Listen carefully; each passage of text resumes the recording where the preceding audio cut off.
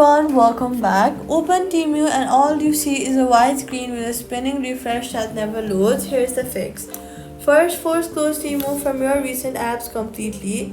Then go back to the settings and toggle airplane mode on for about 15 seconds. Then turn it back off to reset your network connection.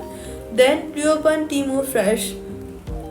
A white screen that keeps trying to refresh is almost always a failed network handshake that clearing the connection resolves. If it's still white, go to your settings, then go to general, then go to iPhone storage.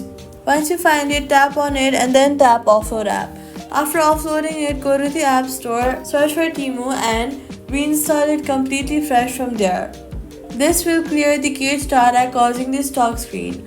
Then after reinstalling, confirm you're connected to a stable Wi-Fi or mobile data before signing in again.